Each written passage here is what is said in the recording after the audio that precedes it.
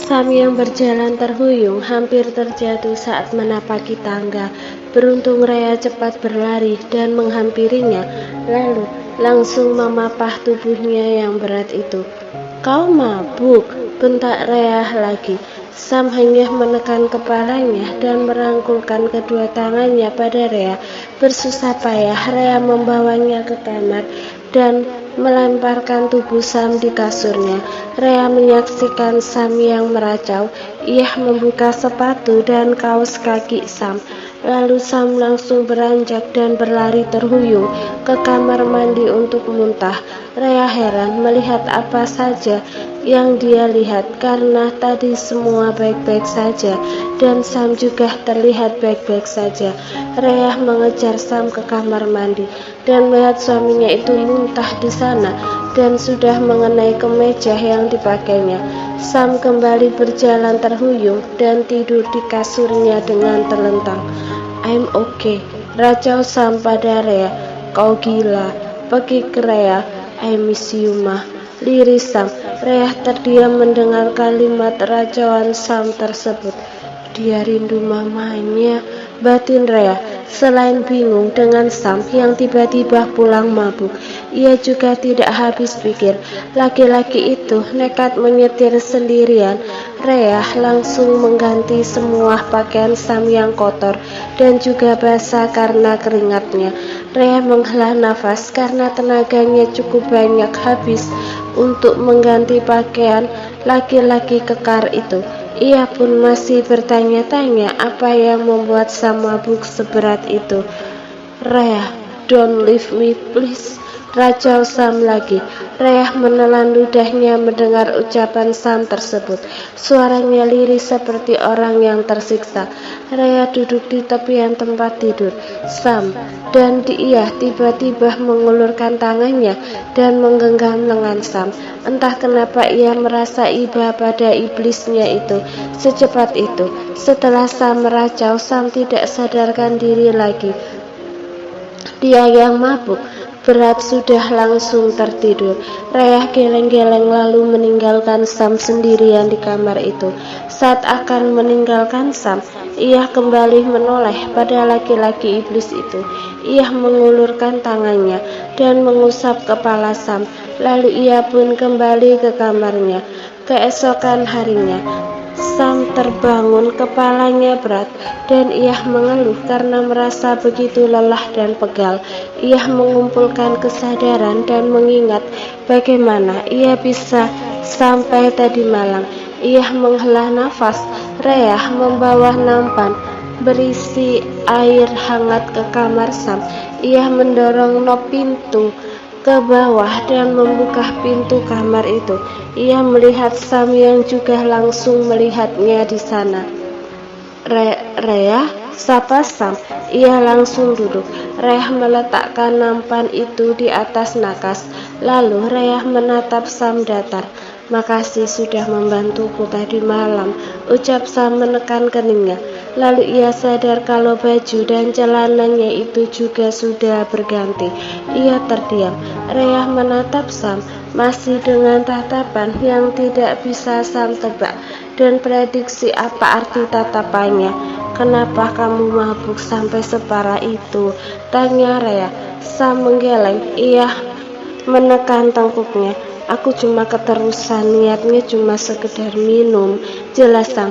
"Kamu tahu perbuatan kamu itu berbahaya, menyetir dalam keadaan mabuk.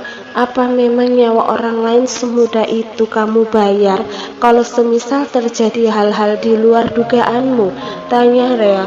Sam mengusap wajahnya dengan kedua tangannya. "Sorry," ucap Sam lirih. Rea keluar dari kamar Sam saat itu juga. "Rea," panggil Sam. Rea menoleh. "Makasih," ucap Sam. Ia pun langsung meminum air minum yang Rea bawakan. Rea kembali mendekati Sam. Ia kembali berdiri di hadapan Sam. Sam menatapnya. "Bukan begini caranya rindu," ucap Rea. Ia melanjutkan langkahnya untuk keluar dari kamar itu. Sam merenung apa yang membuatnya memutuskan untuk mabuk lagi tadi malam adalah karena dirinya yang tiba-tiba merasa kacau. Ia memiliki dosa yang begitu banyak pada istrinya. Ia ingin seperti Daniel yang bebas tanpa tanggung jawab. Ia ingin melupakan ayah, ibu tiri, dan adiknya. Ia ingin melupakan semuanya, tapi di sisi lain Sam ingin mempertahankan semuanya untuk bisa membahagiakan Rhea. Rindu, satu kata yang tersemat di hati Sam dalam setiap sesapan minuman memabukkan yang ia minum setiap teguknya. Rindu pada Alea, sang ibu. Dalam mabuknya ia merasa seperti anak kecil yang dulu masih bermanja dan polos bercerita pada ibunya akan setiap hal yang ada dalam imajinasinya. Namun hidup ternyata tidak seindah imajinasinya. Ia menanggung semua tanggung jawab itu. Bahkan semula ia dari SMA, karakternya itu sudah dibentuk untuk siap menjalankan tanggung jawabnya sebagai penerus Winston. Setelah mandi, Sam merasa segar dan membaik. Sam turun dari kamarnya. Ia melihat Shania di ruang tengah, sedangkan Rhea, ia tidak melihatnya saat melewati kamarnya tadi. "San, nggak kuliah?" tanya Sam. "Enggak kak, lagi kosong," jawab Shania. Sam mengangguk. Ia pun duduk di hadapan Shania di depan TV itu. "San, Rhea mana?" tanya Sam lagi. "Udah berangkat bekerja kak," Shania menjawabnya. "Oh," Sam mengangguk. "San, kakak mau tanya sesuatu," ucap Sam. "Iya kak," sahut Shania.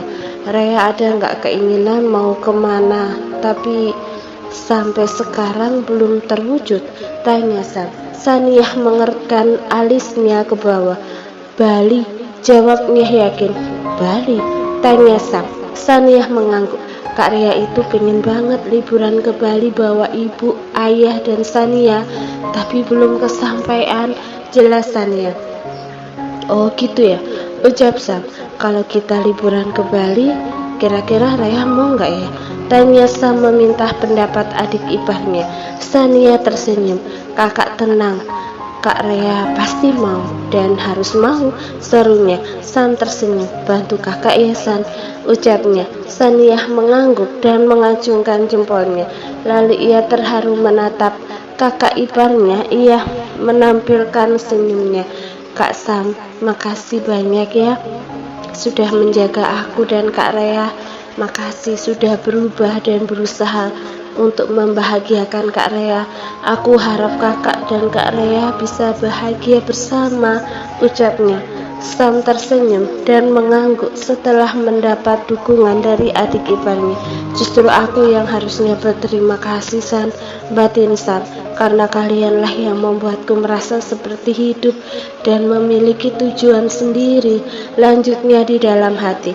Saat itu juga Sam menghubungi Rico. Dia tidak akan ke kantor hari ini. Dia juga menyampaikan pada asistennya itu kalau mereka akan ke Bali. Begitu juga dengan Alvan. Sam sudah mengatakan kalau mereka akan liburan bersama ke Bali dalam minggu ini. Sam menjemput Rhea pulang dari kantornya. "Kamu gak bilang tadi pagi kalau kamu mau kerja," ucap Sam.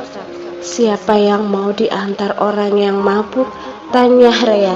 "Maaf," ucap Sam. Rhea menghela nafas. "Jadi ternyata iblis yang aku kenal itu memang bukan dirinya?" tanya Rhea. "Itu aku mengakui semuanya dan itu kulakukan dalam keadaan sadar," liris Sam. Rhea menelan ludahnya, tapi dia sudah sangat yakin kalau Sam memang bukan Sam yang dikenalnya malam itu.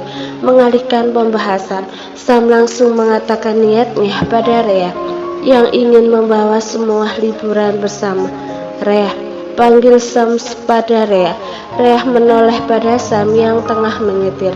"Aku minta maaf soal tadi malam. Aku juga mau bilang terima kasih karena sudah mengurus dan mengganti pakaianku," ucapnya. "Terus?" sambung Rhea lagi datar. "Aku mau menebus kesalahanku itu dengan liburan." seru Sam. Reyah menatap Sam dengan perasaan bingung. Bali, lanjut Sam. Bali.